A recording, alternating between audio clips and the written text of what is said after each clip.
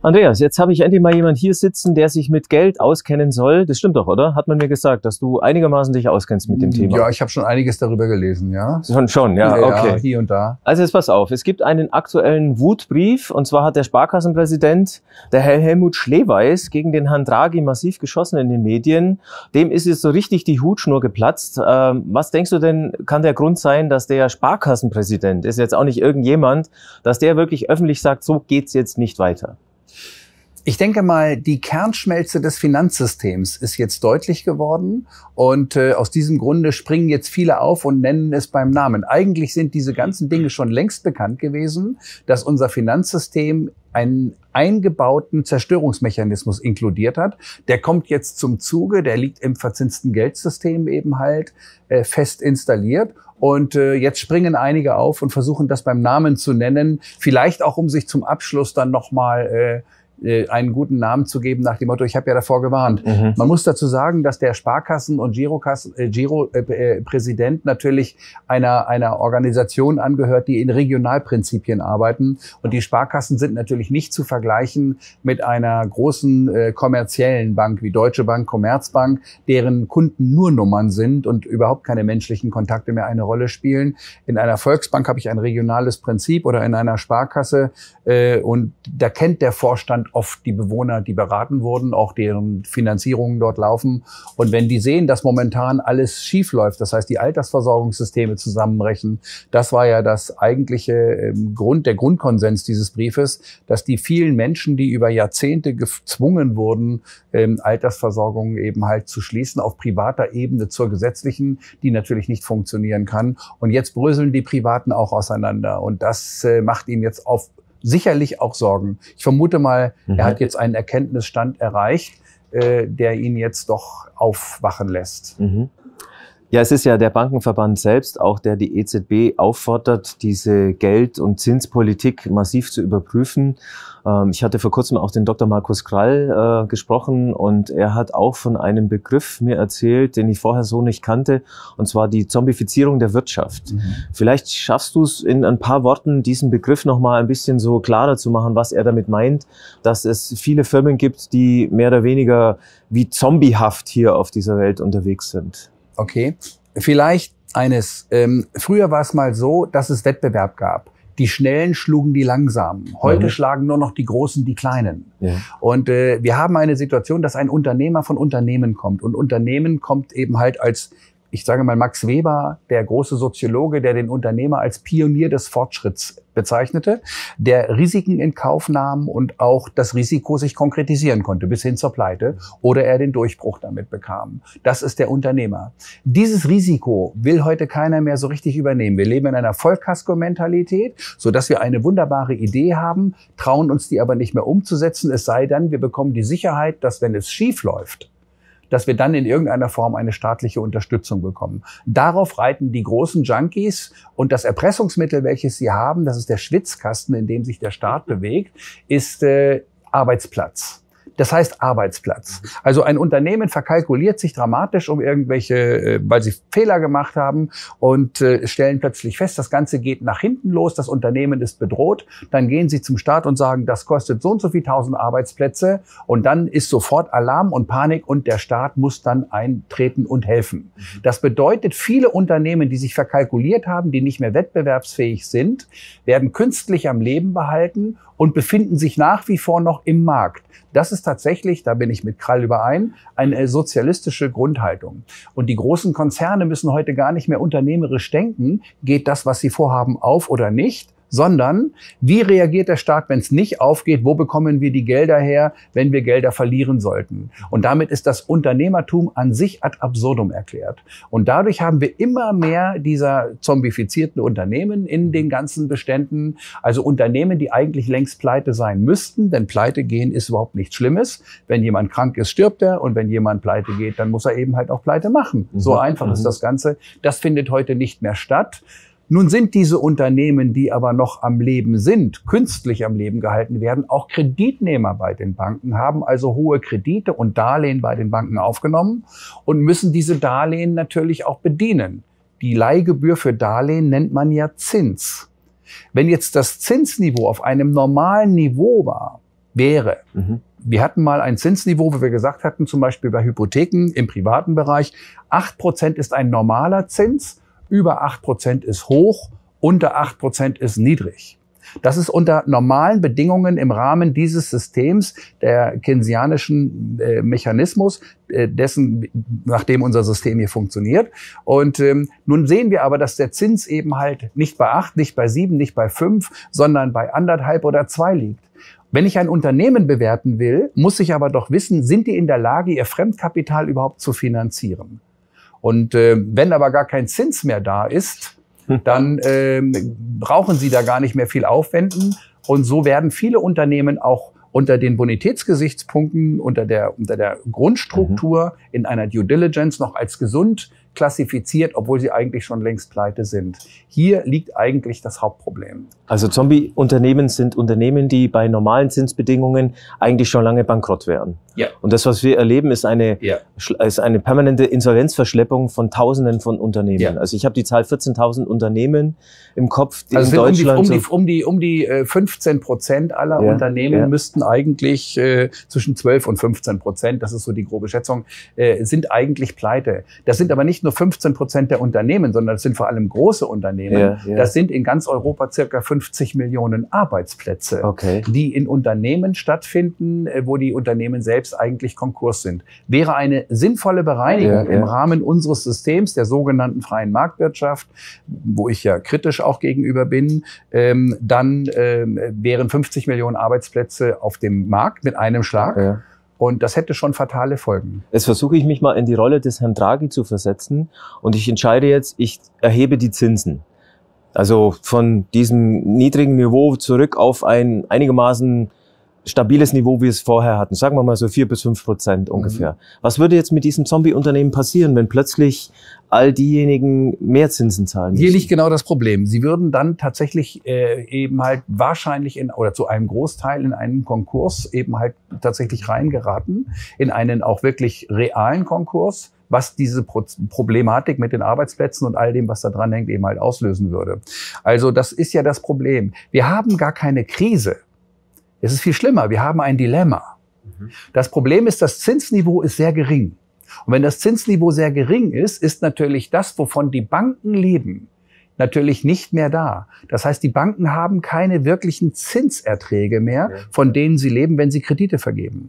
Würde man den Zins lassen, würden sie langsam aber sicher auch in den Konkurs reingeraten, einfach weil sie keine Gewinne mehr machen. Sie aber auch sich nicht leisten können, ihre Unternehmen umzustrukturieren, weil wenn sie jetzt einen Großteil ihrer Mitarbeiter entlassen würden, um das irgendwie zu überleben, um sich darauf vorzubereiten, auf diesen Crash, müssten sie so viel Abfindungen bezahlen an die gehenden Mitarbeiter, dass sie sofort in den Konkurs gehen würden. Würden sie allerdings warten, jetzt auf dem niedrigen Zinsniveau, wird es sich noch ein wenig hinschieben, bis sie dann runtergehen würden. Würde man den Zins jetzt steigen lassen, dann würde es eben halt nur beschleunigt werden. Das heißt, die Konkurse würden sofort eingeleitet werden. Die Gewinne würden vermeintlich steigen. Aber der andere Effekt wäre, dass die vielen schlechten Risiken, die sich in den Banken befinden, nämlich diese zombifizierten Unternehmen, dann im Prinzip den vermeintlichen Gewinn, der kurzfristig vielleicht jetzt rechnerisch entstehen sollte, der würde dann im Prinzip das Ganze wieder zusammenbrechen lassen. Also ergo, behalten wir das Zinsniveau, wie es ist, dauert dieser Prozess der Verelendung der Banken bis zum Bankrott eine gewisse Zeit. Krall spricht da von 2020, ich mag das jetzt nicht zu sagen. Würden wir den Zinssatz steigern lassen, würden wir das Ganze beschleunigen. Wenn wir den Zinssatz fallen lassen würden, auch, weil dann noch schneller die Bankerträge sind. Also man sieht hier das Dilemma, in dem wir uns befinden. Und das ist auch ganz normal. Und an der Stelle bin ich auch nicht der Meinung, dass wir das Bankensystem retten sollten, sondern wir sollten tatsächlich jetzt einen Neuanfang diskutieren und damit natürlich eine völlige Neuordnung auch auf einer ganz anderen Ebene in Erwägung ziehen. Also ich breche es mal auf einen Satz runter. Die Implosion des Bankensystems und unseres Wirtschaftssystems ist unaufhaltbar. Natürlich. Ja, es ist nur noch eine Frage der Zeit. Beschleunigen wir es oder lassen wir es einfach langsam aussterben? Das ist jetzt eigentlich nur noch eine Frage der Zeit. Genau. Ja, was heißt das dann konkret für die Leute? Ja, für die Leute heißt es, und das ist, was dieser Sparkassen- und Giroverband Mann natürlich festgestellt hat, dass diese Menschen, die über viele Jahre ihr Geld zusammengespart hat. Man hat ihnen ständig erzählt, die gesetzliche Rentenversicherung kann nicht funktionieren. Kann auch nicht, weil durch technischen Fortschritt immer mehr Menschen freigesetzt werden. Und wenn man die Rentenversicherung, die gesetzliche, laufen lässt, letztendlich auf alle Mitarbeiter, die dort arbeiten, die Arbeiter aber immer weniger werden, weil Menschen und Maschinen technischen Fortschritt vorantreiben und dadurch immer mehr Arbeitslose produzieren, sodass immer weniger Menschen überhaupt noch Arbeit haben, die ein immer größeres Heer von Rentnern irgendwann finanzieren soll. Kann also nicht funktionieren, solange nicht die Produktivität gesamt inklusive der Maschinen für die Rentenbeiträge herangezogen wird. Da zucken natürlich viele zusammen und sagen Sozialismus. Nein, nein, das wird schon gehen. Ein echter Generationenvertrag, wo auch eine Maschine Rentenversicherungsbeiträge bezahlt. Und bei den Privaten ist es genau dasselbe. Die privaten alternativen Lebensversicherungen, Investmentfonds, die uns erklärt wurden, leg das schön ran, dann hast du später mal eine Zusatzrente, führt natürlich dazu, dass jetzt die geburtenstarken Jahrgänge alle in Rente gehen, die 55 bis 65 Geborenen, und wollen jetzt alle ihre Rente haben, lösen also quasi jetzt alle irgendwann in Kürze, das geht jetzt los, ihre gesamten Papiere, ihre Investmentfonds, das sind ja Aktien, Rentenpapiere, alle auf, wollen liquide Mittel, wollen also quasi ihr Geld liquidieren, um damit jetzt ihren Altersversorgungsstand regeln zu können. Aber was bedeutet das für die Märkte? Eine Riesenschwemme an Aktien wird auf den Markt raufkommen, eine Riesenmenge an Rentenpapiere auf den Markt, und die Kurse werden zusammenbrechen, und dadurch entstehen noch beschleunigte Verkäufe, weil sie ja irgendwie ihr Geld haben müssen, und dadurch ein beschleunigter Zusammenbruch. Auch hier ist es letztendlich wieder ein ganz klassischer Fall einer Endphase eines völlig verfehlten Systems. Okay. Wir haben alles auf Pump aufgebaut, und jetzt fliegt uns das Ding um die Ohren. Wenn man sich die Immobilienpreise anschaut in unserem Land, ich meine, gerade in den Ballungsräumen ist es sowieso schlimm, München, Hamburg und so, da explodiert ja alles. Aber ich beobachte auch eine Flucht in die Sachwerte. Oldtimer werden immer teurer, es gibt immer weniger gute Oldtimer auf dem Markt. Auch Edelmetalle ziehen an im Wert. Ja. Also Menschen flüchten in Sachwerte, weil sie das Vertrauen in dieses System verlieren. In welche Entwicklung, wo geht es hin? Ja, irgendwann, das muss ja auch irgendwo einen Climax haben dann. Ja? Gut, das werden natürlich vorübergehende Phasen sein, wo jetzt gerade in Deutschland das Betongold sich jetzt nach oben entwickelt. Das dürfen wir aber nicht vergessen. Im Jahre 2007 hatten wir das in den USA auch. Und die Menschen, die damals dort alles investiert haben und auch finanziert haben und 100% finanziert haben, die haben ihre Häuser schon längst verloren und leben zu großen Teilen in Zelten. Ja, und das bedeutet also, dass wir uns ernsthaft in Erwägung ziehen sollten, dass das auch bei uns passieren wird, denn wir haben eine ähnliche Situation, wie wir sie in Anfang 2008 in den USA hatten, heute in Europa. Ja. Ich möchte nochmal auf diese ganze Renten- und Altersversorgungssituation der Menschen eingehen. Also der brave Häuslebauer, der schaffe Schwabe und insgesamt halt der brave Deutsche hat jetzt da 20, 30, 40 Jahre lang seines Lebens jeden Monat richtig reingebuttert in dem Glauben, dass er jetzt dann irgendwann seinen wohlverdienten Ruhestand antreten kann. Und jetzt kommt plötzlich eine ganz neue Situation auf die zu. Was sagen wir diesen Leuten dann? Was passiert mit den ganzen Plänen, die sie hatten für ihr Alter? Das ist in der Tat schwierig. In unseren Seminaren hier in Kanada zum Beispiel, wie hier in diesem hier im Moment, besprechen wir genau diese Dinge. Denn man muss sich erst einmal der Situation stellen und nicht versuchen, diese Situation zu ignorieren. Zumindest die Gefahr erkennen, welche sich konkretisieren könnte. Und dann gilt es tatsächlich, eine Vorbereitung zu treffen. Ich halte die Vorbereitung zum Beispiel in Deutschland oder in Europa für möglich, dass man sich dahingehend schon mal ausrichtet und fokussiert, Gleichgesinnte zu finden, mit denen man auch sich vorstellen kann, gemeinsam das Leben zu verbringen, Gemeinschaften auch verschiedener Generationen aufzubauen. Das ist ganz wichtig, weil wenn jeder, nur mal angenommen, um sich ein Beispiel, das ist nur ein ganz fiktives Beispiel, jetzt bekommt in Zukunft jeder 400 € im Monat. Das ist alles, was er bekommen wird und keine weiteren Dinge mehr auf unserem heutigen Preisniveau. 400 € reichen für Wohnen, Essen, Trinken und so weiter vorne und hinten nicht aus.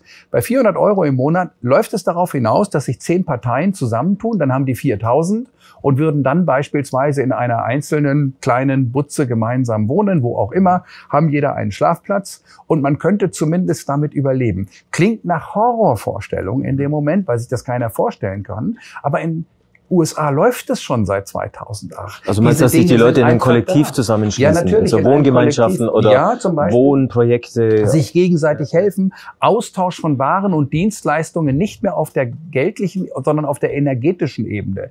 Ich buddel dir den Garten um und dafür repariere ich dir irgendwo dein Auto. Also diese Dinge müssten dann irgendwann laufen. Diese Vorbereitungen, auch es gibt zum Beispiel das Modell der sogenannten Tiny Häuser, das kann man sogar mitnehmen. Ja, denn die verfassungsrechtliche Situation, was Eigentum anbelangt, ist ja in Deutschland auch äußerst fragwürdig, wenn ich mir den Artikel 14 Grundgesetz der Enteignungsmöglichkeit ansehe. Geschweige dann von den entsprechenden alliierten Vorbehalte, die eventuell da noch greifen könnten. Und das ist eben halt schon ein Problem, dass man möglichst mobil ist, flexibel ist, möglichst keine Schulden hat und sich jetzt nicht auf die Immobilien stürzt, deren Preise steigen mögen. Das sind die Muster, die wir immer hatten, Immobilien und auch eben Edelmetalle, sondern auch versuchen darüber nachzudenken, dass ein Glas Wasser in der Wüste mehr Wert hat als alles Gold der Erde. Es geht also auch darum, seine Grundnahrungsmittel und seine Grundversorgung jetzt langsam in den Fokus zu bekommen und sich auf Zeiten vorzubereiten. Und das sind die Dinge, die wichtig sind. Und für diejenigen, die die Möglichkeiten haben, natürlich auch ein sicheres Gebiet, ein sicheres Refugium in einem Ausland sich zuzulegen, so wie wir es hier für uns entschieden haben. Dieser Gedanke mit dem Kollaps dieser Systeme, der ist in seiner Unausweichlichkeit so in mir angekommen. Ich musste auch noch mit mir selber erstmal ins Reine kommen, was das überhaupt bedeutet. Also es wird mir auch durch deine Ausführungen immer klarer. Aber jetzt gehen wir mal in die Zukunft. Das System ist gegen die Wand geklatscht. Wir sind gerade mitten in diesen Verwerfungen drin. Wie kommen wir da raus? Oder hast du eine Idee, was für ein System danach folgen könnte, wie wir quasi etwas Neues aufbauen, aber diesmal richtig? Wir haben ja mit unserem Plan B ein Beispiel mal gebracht, und zwar ein Gedankenbeispiel. Natürlich ist dieser Plan B vor allem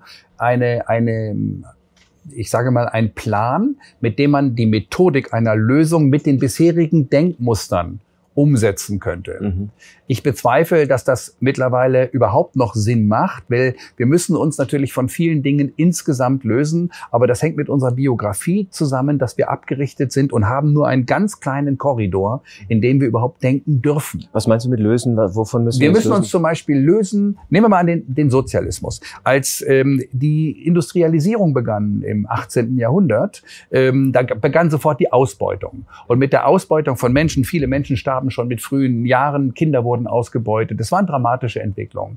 Dann kam Karl Marx mit dem Sozialismus. Der Sozialismus war ein System, in dem er die bösen Arbeitgeber und die guten Arbeitnehmer gegeneinander ausspielte und meinte, die einen beuten die anderen aus.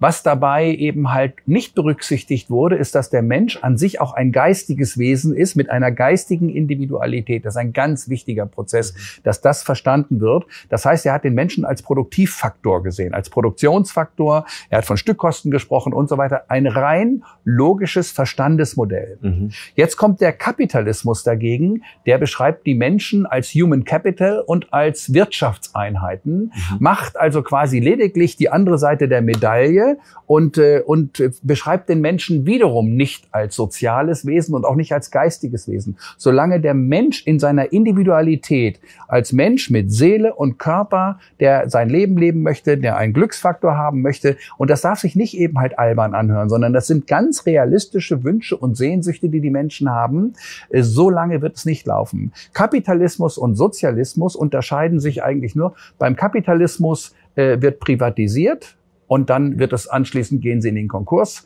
Und bei dem Sozialismus wird es eben halt erst verstaatlicht und geht dann in den Konkurs. Ja? Also das unterm Strich gesehen sind die Entwicklungen nahezu identisch. Und wir müssen von diesen Doppelmustern rauskommen. Wir müssen versuchen eben halt jetzt auf einer geistigen Ebene, intuitiven Ebene und logisch-sachlichen Ebene, das schließt es nicht aus, aber da geht es eben nicht mehr um Bruttoinlandsprodukt und um Wirtschaftswachstum und sonstige Dogmen. Das sind ja einfach nur Dogmen, sondern es geht dann darum, um Bedürfnisbefriedigung. Was brauchen wir zum Leben? Wie viel muss dafür angebaut werden? Warum brauchen wir Wirtschaftswachstum, wenn eigentlich alles da ist? dann muss das Wirtschaftswachstum auch runtergehen und das Wirtschaftssystem muss damit fertig werden. Verzinste Geldsystem, Umverteilungsmechanismen, immer weniger haben immer mehr Geld und die Masse bleibt auf der Strecke.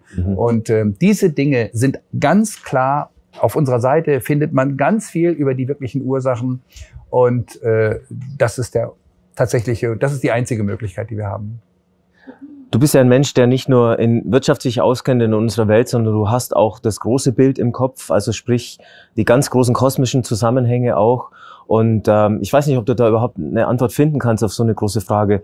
Welche Chance hat denn diese große Krise für uns jetzt als Menschheit überhaupt? Oder vielleicht auch bei uns in Deutschland als Volk? Ist es notwendig, dass wir durch so eine Katharsis durchlaufen? Geht vielleicht Entwicklung, auch geistige Entwicklung, gar nicht ohne diese große Krisen? Eindeutig geht nicht. Ja. Wir haben jetzt die Chance, in einen Prozess zu kommen, den man Demut nennt. Diese Demut ist die Grundlage dafür, sich überhaupt erstmal wieder zu orientieren. Was ist Natur? Wie funktioniert die Natur? Ich stecke eine Kartoffel in die Erde und 10 kommen dabei raus. Von allein, vermeintlich. Man muss sich da mal fragen, was da abläuft. Was uns völlig abgeht, ist, dass wir nicht auf die Knie fallen vor Dankbarkeit und können es kaum fassen, was das für ein Wunder ist, mit dem wir hier konfrontiert werden. Das sind die Gesetze der Natur. Wenn wir uns auf diese Ebene wieder reduzieren, dann fangen wir an, uns auch erst einmal wieder selbst zu entdecken. Und dann kommt die Frage, die Menschen gibt es seit Tausenden von Jahren und die wissen bis heute nicht, wozu überhaupt. Die Frage des Sinns des Lebens zu stellen. Und das ist eben halt keine Frage, die eben halt abdriftet von der Logik, von der Technik, sondern das gehört unmittelbar dazu. Wir haben vergessen, den Verstand und den Geist gemeinsam zu nutzen, sind verstandesabgerichtet, hohe Gelehrte, aber nur noch wenig Wissende. Das ist keine Frage der Ausbildung, sondern eine Sache, die weitergeht. Und an der Stelle empfehle ich dann auch wirklich nochmal dieses Buch beispielsweise, Blutgericht Europa, weil das bringt diese Dinge zusammen als Einstiegswerk auch für die Grundbücher, die wir eben als unser Fundament entdeckt haben. Und das ist das Licht der Wahrheit oder im Lichte der Wahrheit. Und darauf lässt sich bauen. Und deshalb sind wir auch ganz entspannt, trotz der dramatischen Probleme, weil alles, was läuft, richtig ist. Nicht schön, aber es ist richtig. Es geht nicht um böse und gut, sondern um richtig und falsch. Und da gehören die Gesetze der Natur zu. Das kann man sich aneignen. Man kann die Schöpfungsarchitektur verstehen, wenn man will. Aber es ist ein Weg, der auch Spaß macht, aber auch nicht leicht ist. Also ich sehe die Krise als Chance für wahren geistigen Wachstum. Definitiv. Jeder hat jetzt die Chance. Andreas, vielen Dank für deine Gedanken. Danke für deine Zeit. Ich danke dir.